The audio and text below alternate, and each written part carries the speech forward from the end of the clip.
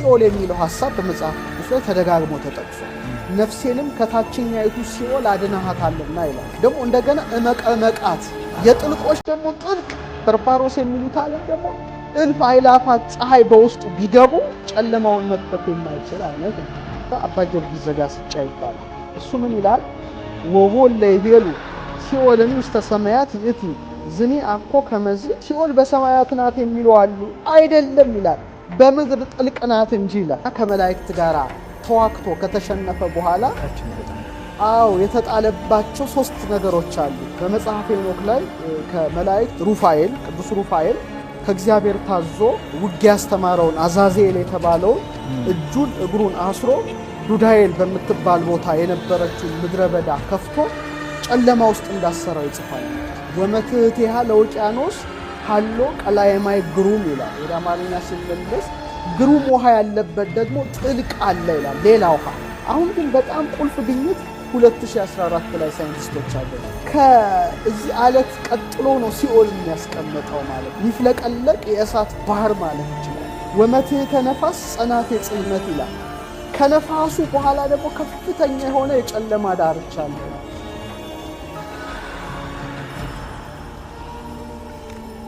እንግዲህ አብዛኞቻችን የለመድነው መሬትን አስመልክቶ የሚነሱ ጭቅጭቆች አሉ። መሬት ፍላተርዝ ናት፣ እንደውም ጥቅጥቅ ናት፣ ራውንድ ናት፣ ክበብ ናት የሚሉ ውዝግቦች ነው የምንሰማው።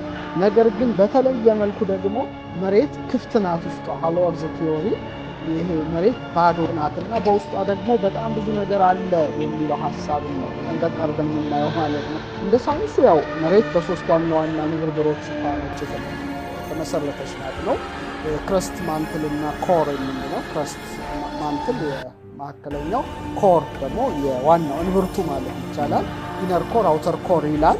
ቢያንስ እንግዲህ ከላይኛው ከገጿ ከክረስቷ ጀምሮ እስከ ኢነር ኮሯ ድረስ 6371 ኪሎ ሜትር ወይም 6,371,000 ሜትር አለ ብሎ ያው ሳይንስ ይደመድማል።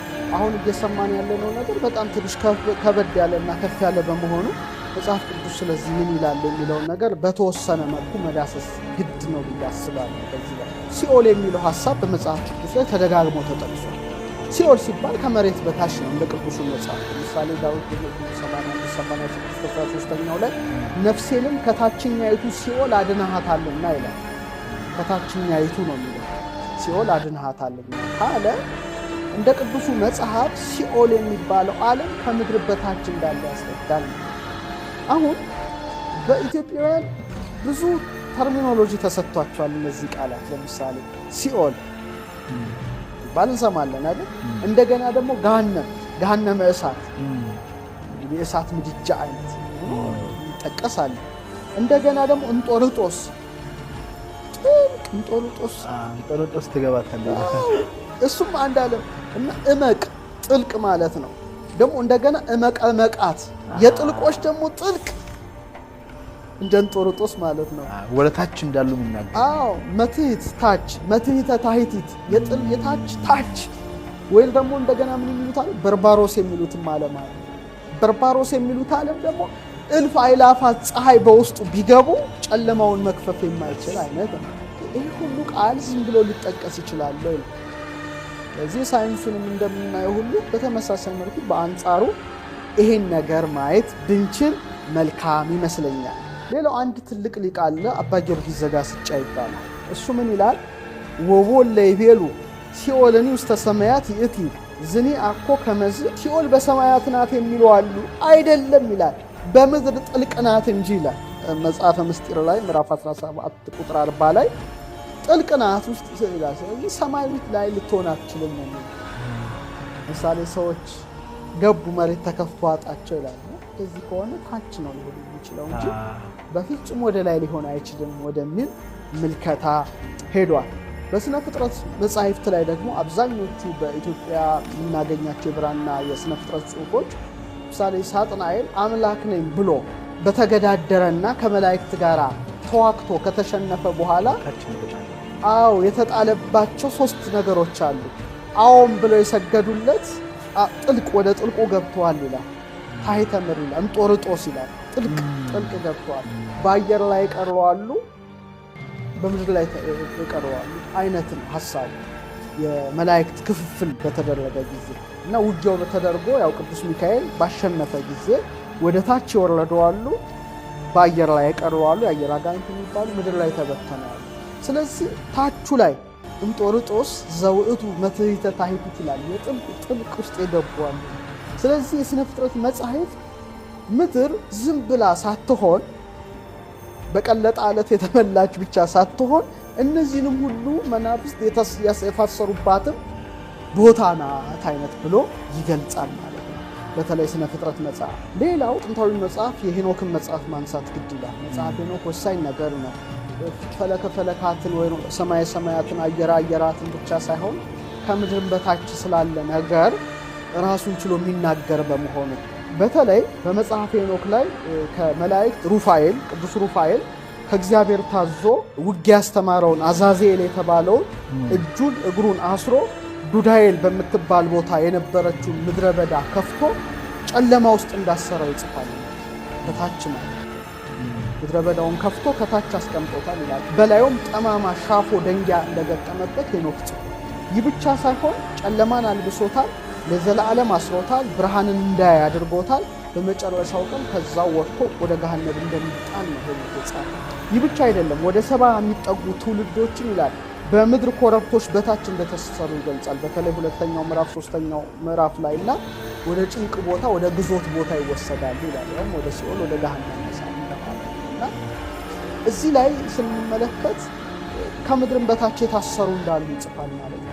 ሌላው ትልቅ መጽሐፈ ምስጢረ ሰማይ ወምድር የሚል ኢትዮጵያውያን ሊቃውንት የጻፉት ጥንታዊ የብራና መጽሐፍ ላይ በተለይ ሄኖክን ነው የሚተረጉመው። እዛ ላይ ወመትሕቲሃ ለውቅያኖስ ሀሎ ቀላየ ማይ ግሩም ይላል። ወደ አማርኛ ሲመለስ ግሩም ውሃ ያለበት ደግሞ ጥልቅ አለ ይላል። ሌላ ውሃ ከውቅያኖስ በታች። ይሄ ነገር ለጊዜው ምንድን ነው? ውቅያኖስ ነው። ከውቅያኖስ በታች ደግሞ ሌላ በጣም ግሩም ውሃ ኬት እንዴት ሊል ይችላል ብሎ ሰው ድሮ ቢያነበው ግራ ሊጋባ ይችላል። አሁን ግን በጣም ቁልፍ ግኝት 2014 ላይ ሳይንቲስቶች አገኙ። ምንድን ነው ያገኙት? በተለይ ከመሬት ማንትሉ ስር ማለት በጣም ግዙፍ የከርሰ ምድር ውሃ ነው የተገኘው። ከመሬት 660 እስከ 700 ኪሎ ሜትር ማለት ነው ወደ ታች 600 እስከ 700 ኪሎ ሜትር ኦልሞስት ከ410 እስከ 435 ማይልስ ርቀት ላይ ከምድር ማንትል ስር የተቆለፈ ግዙፍ ውሃ ነው ሳይንቲስቶች ያሉት። ማግኘት ብቻ አይደለም፣ ከሁሉም ውቅያኖሶች 3 እጥፍ የሚበልጡ። በተለይ ዶክተር ስቲቨን ጆኮብሰን የኖርዝ ዌስት ዩኒቨርሲቲ ምሁር ሲጠቅሱ የሚያመለክተው የምድር ውስጠኛው ክፍል በተጨባጭ መልኩ ከፍተኛ መጠን ያለው ውሃ እንደሚይዝ ነው ይላል። ስለዚህ የምድርን ውቅያኖስ 3 እጥፍ የሆነ ውሃ አለ ማለት ነው። እና ይህም የኢትዮጵያው ጽሑፍ እንደዚህ ነው የሚለው፣ ከውቅያኖሱ በታች ሌላ ግሩም ማለት እጅግ አስፈሪ ውሃ አለ። ቀጥሎ ይሄ ምን ይላል? ወመትሕቲሃ ኮኩ ይላል። ከዛ በኋላ ደግሞ አለት አለ ይላል ከውሃው በኋላ። ከዛ ምን ይላል? ወመትሕተ ኮኩ ሲኦል። ከዚህ አለት ቀጥሎ ነው ሲኦል የሚያስቀምጠው ማለት ነው። አሁን እዚህ ላይ እስቲ ሳይንሱን ከዚህ ሀሳብ ጋር አስተናገናኘው በተወሰነ መልኩ። ምክንያቱም የምድር ኮር ካየነው እምብርቷ በሁለት ክፍሎች ይከፈላል። ኢነር ኮር አውተር ኮር አለ። ውሳጣዊና ውጫዊ ማለት አፋዊ ማለት ወይ ውጫዊ ማለት እንችላለን። ውጫዊ ኮር እንደምታየው ወደ 1800 ማይልስ ወይም ወደ 2900 ኪሎ ሜትር ጥልቀት ጀምሮ ከመሬት በታች ወደ 3500 ኪሎ ሜትር አካባቢ የሚዘረጋ ከማንትል በታች ያለ ነገር ነው። በዋነኛነት ከቀለጠ ብረትና ኒኬል የተዋቀረ ነው። ይህ ብቻ ሳይሆን በውጫዊ እምብርት ውስጥ ካሉት ከፍተኛ ሙቀቶችና ግፊቶች አይረንና ኒኬልን ፈሳሽ አድርጓቸዋል። ስለዚህ እንደ እሳት የሚፍለቀለቅ ብለህ ማሰብ ትችላለህ።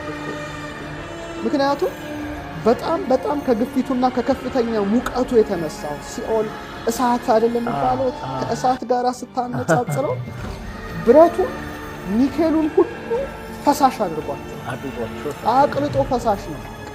የሚፍለቀለቅ የእሳት ባህር ማለት ይችላል። ይህ በጣም በጣም በዚህ ደረጃ እኔ አንዳንዴ እመለከተዋለሁ። ከዛ ግን የውስጥ ኮሩ ጋር ስትገባ፣ ውሳጣው እምብርቱ ጋር ስትገባ፣ የምድር እምብርት ላይ ወደ 3500 ኪሎ ሜትር ጥልቀት ጀምሮ በመሬት መሃል ውስጥ ነው የሚገኘው። በዋነኝነት በጠንካራ ብረትና ኒኬል የተዋቀረ ነው። ከፍተኛ ሙቀት ቢኖርም ውስጣዊ እምብርት ግን በከፍተኛ ግፊት ምክንያት ጠንካራ ነው። እዛ ጠንካራ ሶሊድ ነው። ያ ሊኩዊድ ነው፣ ይሄ ሶሊድ ነው ውስጡ ደግሞ። ስለዚህ አንዳንድ የሲኦል ሀሳቦችን በተለያዩ የጸሎት መጻሕፍት ላይ ስትመለከት ወቀጥቀጠ መናፍቅተ ዘሐፂን የብረቱን መዝጊያ ቀጠቀጠ። ይህም በተመሳሳይ መልኩ ኮሩን ብትመለከተው ጠንካራ ብረት ነው፣ ኒኬል ነው፣ ሶሊድ ነው። ያው ደግሞ ከፍ ብለህ ስታይ ደግሞ ይህ ቀልጦ እንደ በጣም ከፍተኛ ሙቀት ነው እንደምናየው ማለት ነው። በጣም ይፍለቀለቅ እኮ ነው፣ ሊኩዊድ ነው። ታች ደግሞ ስትገባ ጠንካራ ብረት ሆኖ ታየዋለህ። እና ይሄ መጽሐፍ እንግዲህ ከአለቱ በታች ሲኦል ነው የሚለው ነገር ምናልባት ማየት ይቻላል። ከዛ በኋላ ወመትሕተ ሲኦል ነፋስ ይላል። ከሲኦል በታች ደግሞ በጣም ኃይለኛ ነፋስ አለ። ወመትሕተ ነፋስ ጸናፌ ጽልመት ይላል። ከነፋሱ በኋላ ደግሞ ከፍተኛ የሆነ የጨለማ ዳርቻ አለ። እንዲህ እያለ ነው የሚወርደው ማለት ነው። ከዛ በኋላ ምን ብሎ ጽፏል መሰለ? ወእምድኅረዝ ምን ታሎ ለሊሁ የአምር ህቡአቲሁ። ከዛ በኋላ ግን ምን እንዳለ የሚታወቅ ነገር አይደለም ብሎ መጽሐፈ ምስጢረ ሰማይ ወምድር ይሄንን ያስቀምጣል። ይሄን ሁሉ ማየት ያስፈልጋል ነው ቅዱስ መጽሐፍ